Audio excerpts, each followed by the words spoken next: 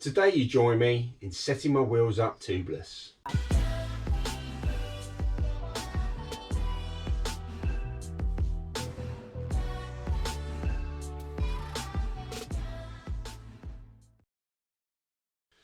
A bonus with the bike that I purchased, my Vitus Sommet, is that it came with tubeless ready WTB rims and tubeless ready MAXXIS DHF tyres.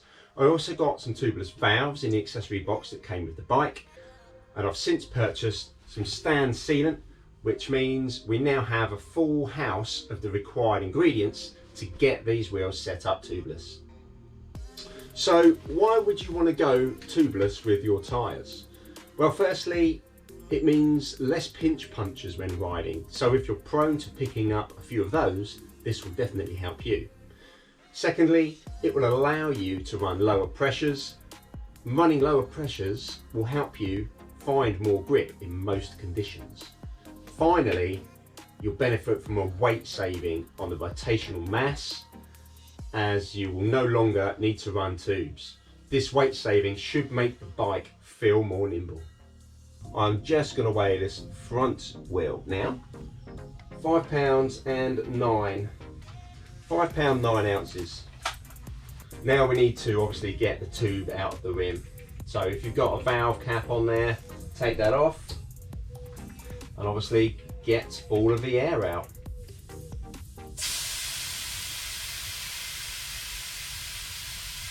Right, now I've got all of the air out.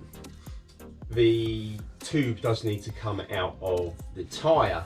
So we have a little lock ring here on the valve itself. We just need to undo.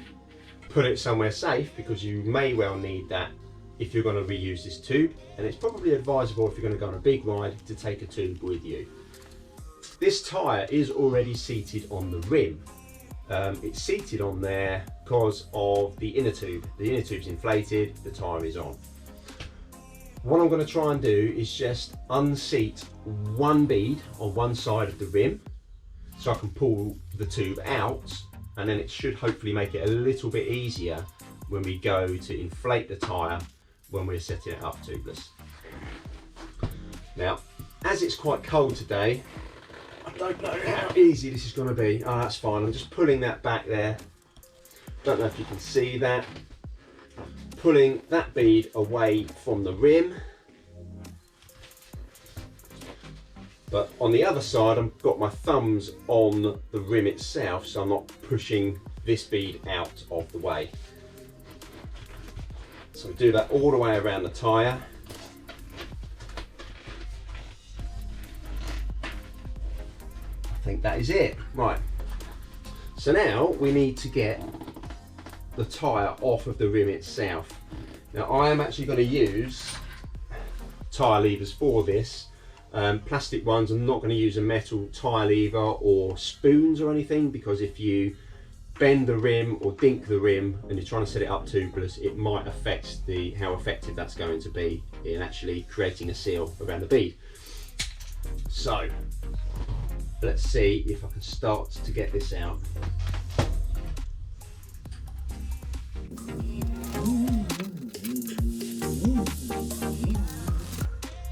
It's hard. Tell you, it's very tight on there, which is a good thing, right?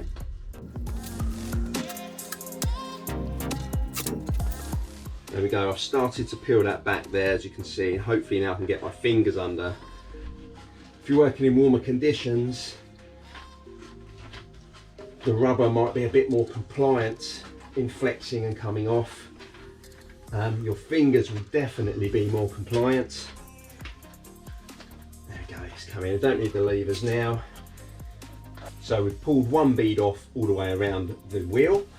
It's now time to poke that valve back through the rim, grab it on the inside. Now yesterday when I did this, my tube was actually slightly stuck to the, there's a little bit more air, slightly stuck to the inside of the tyre itself. Let's just get a bit of that air out. There we go. I'm going to just do that valve back up so it doesn't try and suck the air back in. Where it's stuck on the tyre, it's going to want to try and pull air back in. There we go, and then we just slowly pull it out as we're rotating the wheel.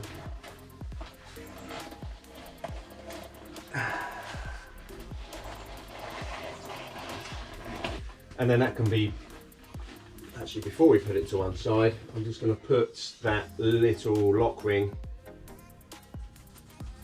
on there for use another day. Okay, so we now have just the rim and the tyre here. Still seated, the bead is still seated around one side, which is going to help when we're trying to inflate this. Next thing we need to do is actually put the valve in place. So I've got the hole for the valve at the top where my finger is, and I've got the tubeless valve itself here. So again, remove the cap, remove the lock ring. Now this lock ring has actually got a little rubber O-ring underneath it, so remember that will go underneath the lock ring before the lock ring goes on. And obviously we've got the valve core as well, we need to take that out. Well, I'm going to take it out. A reason for taking that valve core out of the valve would be if, say for example, you've got a brand new tyre, it's never been on the rim before, and you just want to set it up and try and get it to pop into place. You could do that, and you can actually get a kit where you would feed the sealant into the valve if you've got the valve core out, so you can pump the tyre up, let all the air out when your pump comes off, put the sealant in, and then pump it up again to pressure, and you should be good to go. Yesterday with my rear wheel, I tried that method. I pumped it all up, it seated straight away, which was lovely. But then I have got a syringe, I've got a bit of tube, but it's actually not big enough to go into the valve. So then I had to go through the fuss of trying to peel out a bit of the tyre again, just unseat that beading to then get the sealant in, to then get the beading back on, and then pump it up from there. So when I did pump it up, I did pump it up without the valve core in, because you can get more air in that way.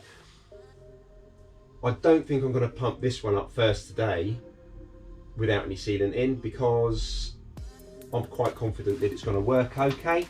It worked yesterday, I'm going to go for it today, and we shall see what happens. So anyway, let's get that lock ring on, not forgetting the little rubber O-ring that we have there too. So we'll slide that O-ring on to the valve, push it up to the rim. I know you probably can't see this bit, but soz. There we go, let's screw that lock ring on now. We want that fairly tight, so it makes obviously a seal on the inside.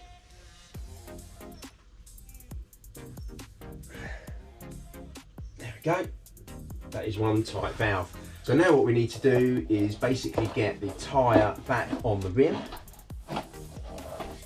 So just work the way around, again making sure you're not pushing the seated bead off of the part closest to you or closest to me, as the situation is here. And then what I'm going to do is I'm going to leave a little bit off of the rim like that, which is where I'm going to pour the sealants.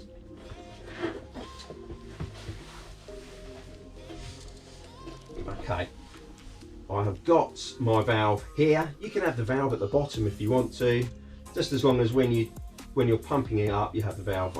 I like to have the valve at the top, especially when you take the pump off and all the pressure comes out. You don't want sealant just blasting you in the face.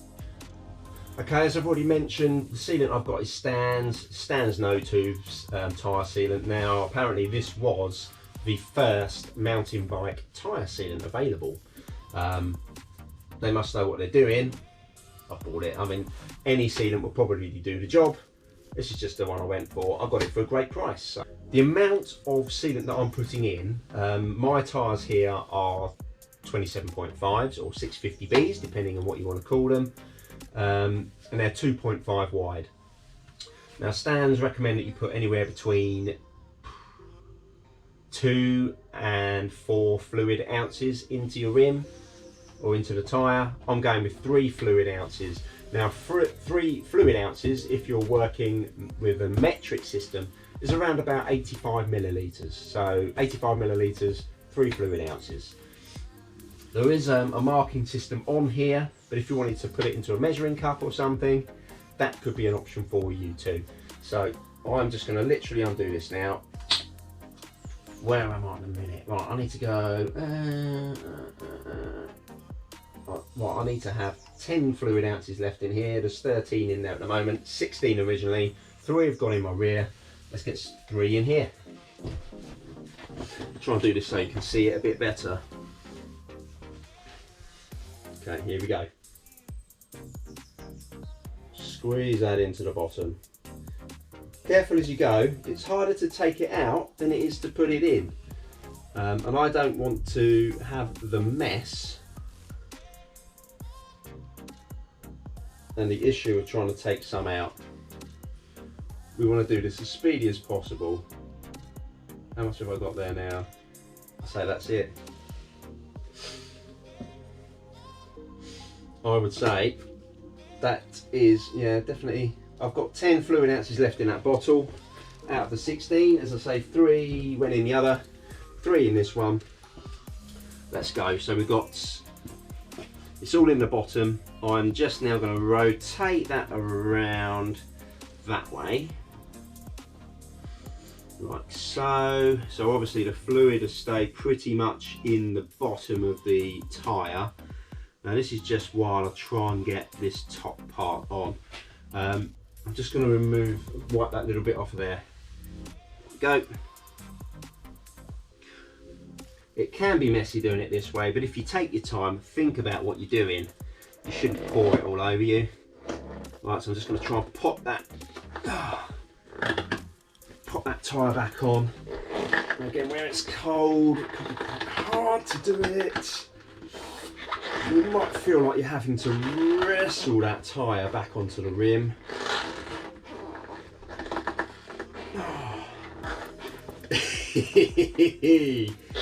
Come on.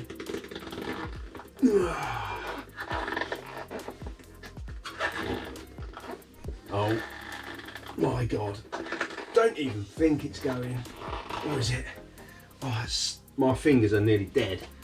So as I say, this would be easier, I think, if it's warmer weather. But no, I'm actually gonna submit to using these. Let's use these. Yeah.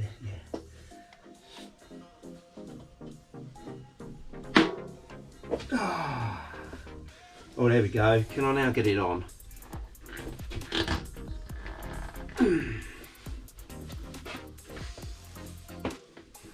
Some people will tell you, don't use them. I'm using it, man. I need all the help I can get.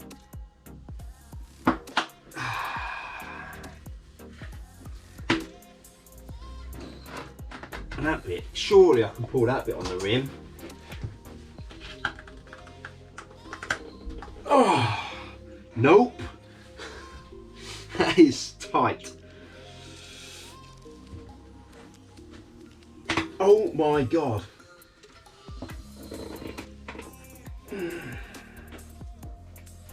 Surely.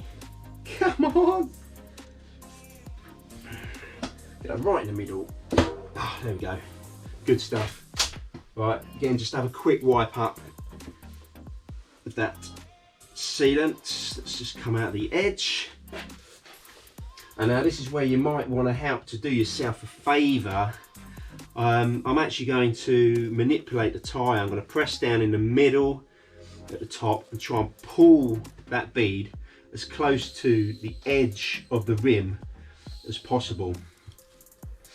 I'll tell you what, on this part it's already there. So let's keep going round.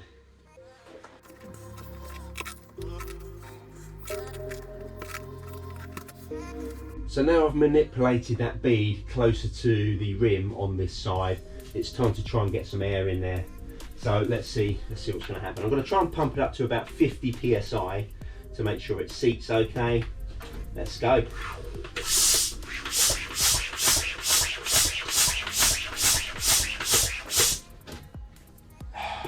Got a lot of air coming out. Let me just push down on that tyre a bit. Oh, there we go. Yeah, that's going to do it now.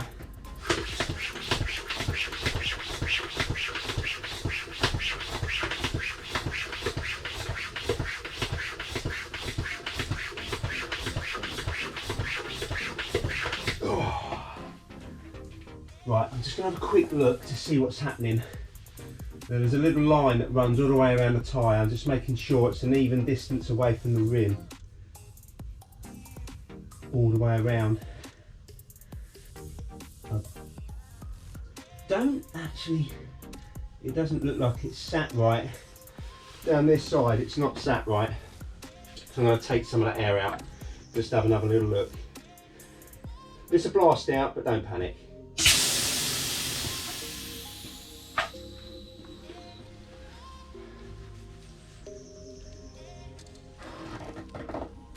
Yeah, you can see that that is not actually quite on the edge of that rim, so just gonna see. No, I can't do it. Right, let's just whack even more pressure in, and hopefully that will then pop into place.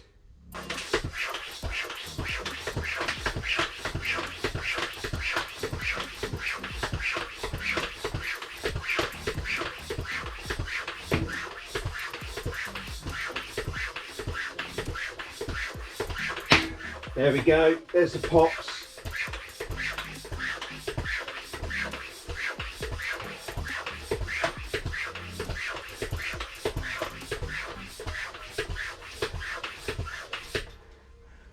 Now a little bit more, 50.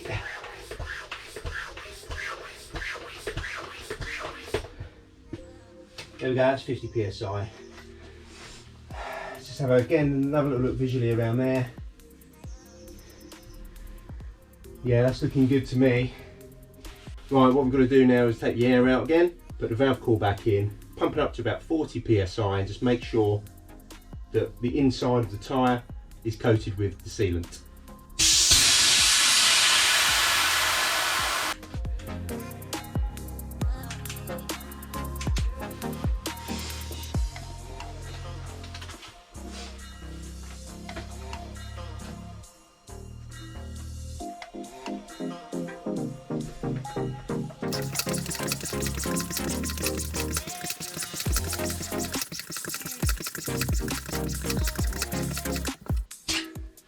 Right, so there we go, the valve's back in, air's in there, about 40 psi.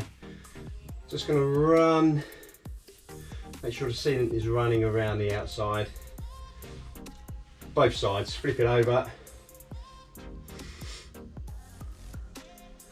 If you're used to driving a lorry, you'll be good at this.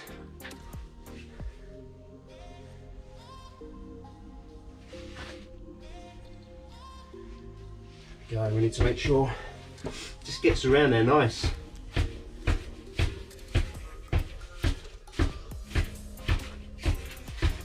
Just rotating it whilst I'm bouncing that. I would say there's turbulent sealant all around that now. Right, so it's time to check out the weight saving on this wheel. That's weighing in at £5 and 1 ounce. So the measurements that we had before for this was £5 and 9 ounces. That's a saving of 8 ounces plus the 8 ounces on the rear. So that's a total saving of 16 ounces, which is 1 whole pound of weight from going tubeless. I think that sounds like a bit of a bonus. Right, so leave it at about 40 psi overnight and check your pressures the next day. If they're pretty much the same as when you left them, then it's job done for you and it's time to play with the amount of pressure that you actually have inside your tyres. Now I'm going to start with 28 psi on the front and 30 psi on the rear. Now if you found this video useful, give us a thumbs up. If you've got your own comments to add about your own experiences about going tubeless, pop them in the comment section down below. Why not subscribe to the channel while you're there? Till next time, that sounds like a bit of a bonus.